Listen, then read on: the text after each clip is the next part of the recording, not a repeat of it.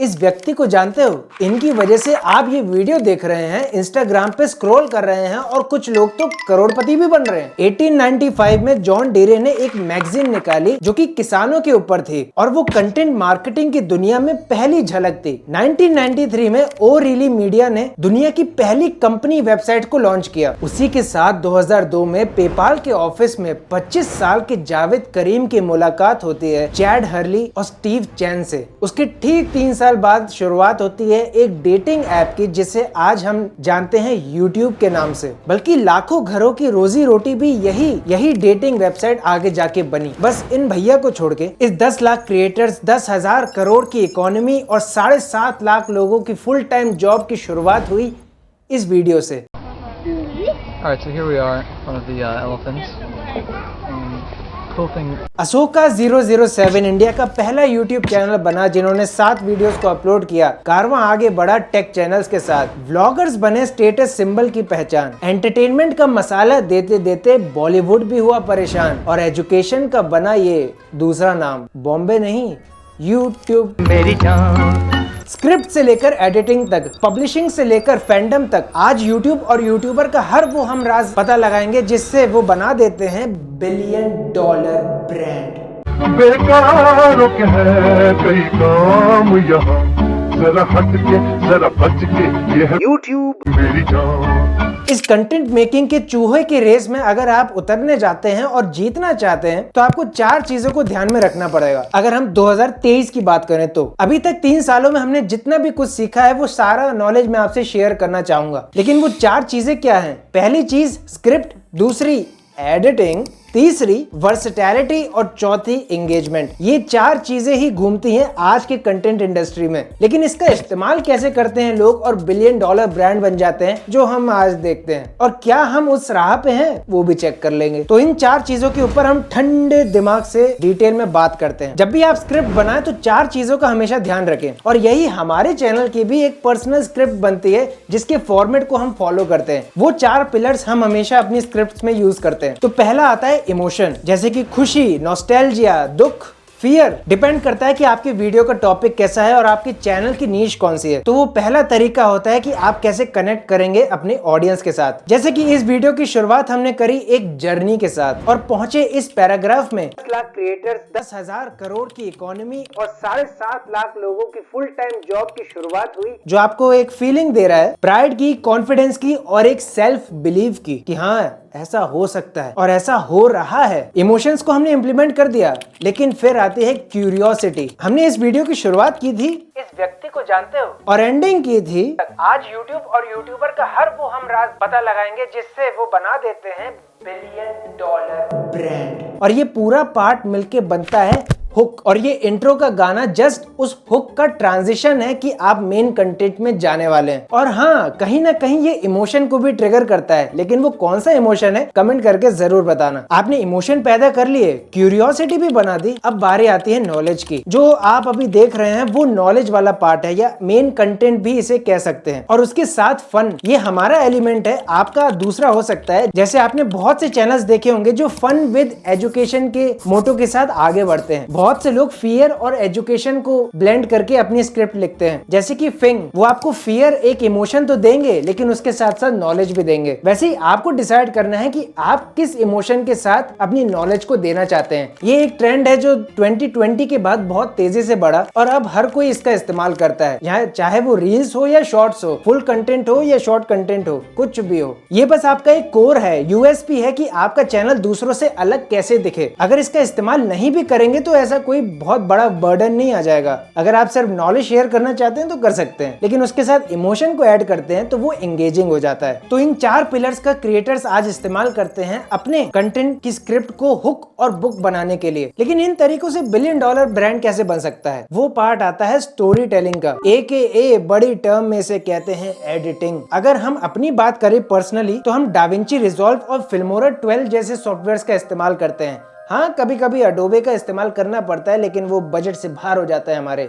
लेकिन एक की फैक्टर आपने हमेशा नोटिस किया होगा हमारी वीडियोस में कि हर 3 से 3.5 सेकंड्स के बीच हम ट्रांजिशन या कोई इफेक्ट जरूर डालते हैं या एनिमेशंस के जरिए आपको समझाने की कोशिश करते हैं। मैं खुद 3.5 साल से बस यही समझने की कोशिश कर रहा हूँ कि एडिटिंग को अपनी स्टोरी टेलिंग से कैसे मिलाऊं, और उसके बेसिस पे मैंने अलग अलग चीजें ट्राई करी। बैकग्राउंड, फोरग्राउंड, ट्रांजिशन, इफेक्ट्स, कुछ भी हर 3.5 से 3 सेकंड्स में आपको हुक करके रखता है वीडियो में। क्योंकि अगर मैं आपको अभी इस वीडियो की एडिटिंग टाइमलाइन दिखाऊंगा तो आप शायद भाग जाओगे छोड़ के, लेकिन फिर भी देख लो कि ये एडिटिंग की प्रोसेस कैसे काम करती है। आपको सिंपल एक फॉर्मूला याद रखना है एडिटिंग करते वक्त, या यूं कहें आपको सिर्फ 2 कॉन्सेप्ट्स को याद रखना है। पहला की फ्रेमिंग और दूसरा व्यूअर साइकोलॉजी। जितने भी आप मोशन ग्राफिक्स देखते हैं हमारी वीडियोस में या और किसी की भी वीडियोस में, तो वो सारा खेल होता है की फ्रेमिंग का। की फ्रेमिंग को अगर मैं आसान भाषा में समझाऊं कि अगर मुझे इस एक एनिमेशन को यहाँ लेके जाना है तो मैंने इसके बीच में एक की फ्रेम लगाया और एक दूसरे एंड पे की फ्रेम लगाया जहां पर ये एंड होने वाला है। यहाँ से शुरू हुआ, यहाँ पे खत्म हुआ, तो ये एक की फ्रेम हो गया। वैसे ही आप इसको रोटेट करना चाहते हैं, इसको बाउंस कराना चाहते हैं या इसको ट्रांजिशन लगाना चाहते हैं, तो ये सब करता है की फ्रेमिंग। और ये कॉन्सेप्ट आपको हर एडिटिंग सॉफ्टवेयर में देखने को मिल जाएगा, चाहे आप अडोबे लें,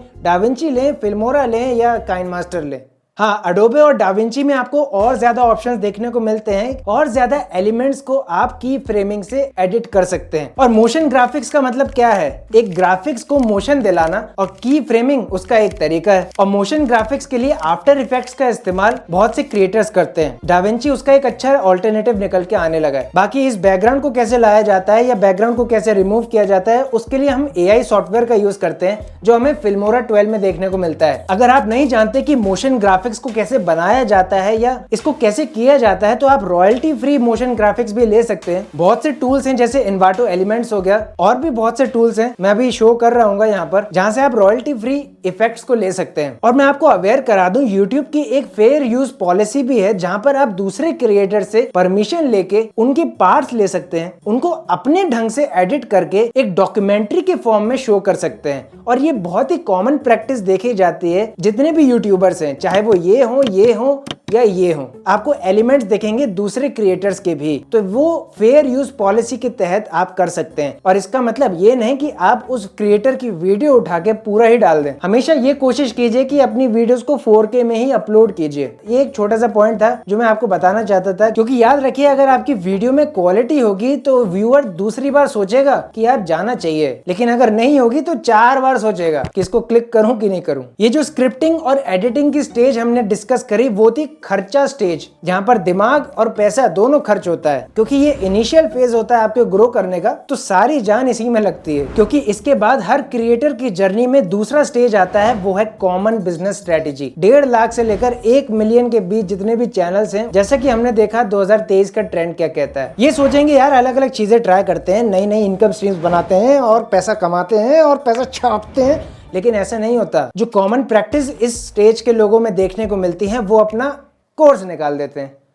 कोर्स ले लो, ए भाई कोर्स ले लो। देखो ये प्रैक्टिकल बात है कि आप अपनी नॉलेज शेयर करने के लिए पैसे ले रहे हो, इसमें कोई बुरी बात नहीं है। लेकिन अब ये एक बहुत ही कॉमन प्रैक्टिस बन चुकी है और आपके जैसे ही 100 अलग अलग क्रिएटर्स अपना सेम कोर्स बेच रहे होंगे। क्यों? क्योंकि भैया इनकम स्ट्रीम्स को बढ़ाना है। लेकिन क्रिएटर्स ने समझ लिया 2022 में कि भाई कोर्सेज तो सब बना रहे हैं, लेकिन कुछ और भी करना पड़ेगा। तो उन्होंने वर्कशॉप लेते हैं वो जाके, इवन न्यूज़लेटर्स बनाते हैं, इसके अलावा टेम्पलेट्स को बनाते हैं, कंसल्टेंसी प्रोवाइड करते हैं, जिससे इनका क्रिएटर बिजनेस जो है वो थोड़ा बहुत फैलने लगता है। हाँ, कोर्सेज इसमें एक बड़ा पार्ट अभी भी है, इनकम स्ट्रीम्स को ज्यादा से ज्यादा एक्सपैंड करना, जिसके लिए आप देख रहे होंगे क्रिएटर्स मल्टीपल चैनल्स भी खोल देते हैं, क्योंकि सिर्फ मोटो और माइंडसेट एक है, जितना हो सके उतना ज्यादा इनकम स्ट्रीम्स को जनरेट करना। लेकिन इस स्टेज में और आगे आने वाली स्टेजेस में एक सिमिलैरिटी है, वो है वर्सेटैलिटी, जो कि हमारी तीसरी चीज थी, याद हो तो। आजकल आप देख रहे होंगे creators podcast, website content, Instagram pages, newsletters की मदद से अपने कंटेंट को और ज्यादा फैलाना चाहते हैं अलग अलग फॉर्म्स के अंदर। सोशल मीडिया का एल्गोरिथम काम करता है इंगेजमेंट के ऊपर, और अगर सोशल मीडिया में आपको इंगेजमेंट मिलती है, यानी इंटरनेट के ऊपर आपको इंगेजमेंट मिलती है, इंटरनेट के ऊपर आपके डोमेन के अंदर कितनी इंगेजमेंट है वो डिसाइड करता है कि आपका आगे जाके ब्रांड कैसा होगा और आप तीसरे ब्रांड से ज्यादा पैसे ऐड सकेंगे। और यही वो फैक्टर है जिसकी वजह से 3 से 4 चैनल्स इस स्टेज में एक क्रिएटर के बन जाते हैं। और इतना ही मत समझो इसे, एक चैनल के आप 4 फॉर्म्स निकाल दीजिए, ग्राफिक्स, ऑडियो, वीडियो और टेक्स्ट। लेकिन इसको मैनेज कैसे किया जा रहा है आज की डेट में, तो वो है टीम अप्स। आपने आजकल देखे होंगे गेमर्स भी अपना टीम अप बना लेते हैं और एक नया चैनल खोल लेते हैं, या 4 या 3 क्रिएटर्स मिलके अपना ही एक नया चैनल बना देते हैं। तो ये भी एक नया ट्रेंड बनता जा रहा है सोशल मीडिया के ऊपर इंगेजमेंट बनाए रखने का। और इस स्टेज से अल्टीमेटली हम अपनी अगली स्टेज में जाते हैं, जिस स्टेज का नाम है धंधा स्टेज। आपने अपनी कॉमन बिजनेस प्रैक्टिस से इनकम स्ट्रीम्स को जनरेट कर दिया। अब उन इनकम स्ट्रीम्स से आपने जो ब्रांड बिल्डिंग की है उसकी मदद से आप रीजनल ऑडियंस को ग्रैब करने की कोशिश करते हैं इस स्टेज में। अगर हम मिस्टर बीस्ट की बात करें तो उन्होंने भी कोशिश की थी, जब वो 20 मिलियन पे पहुंचे, हर वो कंट्री में पहुंच जाएं और उस रीजनल लैंग्वेज में अपना कंटेंट डिलीवर करने लगे। और अब वो कर भी रहे हैं एक चैनल के सहारे। ट्रैकिंग टैग मराठी में भी, इंग्लिश में भी और हिंदी में भी। और इसके अलावा उन्होंने अलग अलग जॉनर्स में अपने यूट्यूब चैनल्स को फैला रखा है। एंटरटेनमेंट चैनल भी है उनका और वो मेन चैनल टेक के हैं। इस स्टेज में आते आते आपका ब्रांड बिल्ड होने लगता है और हमें ये सुनने को मिलता है, जितना इन्फ्लुएंसर आज की डेट में कमा रहे हैं ना, तुमको असली में पता लग गया ना, तुम रो दोगे।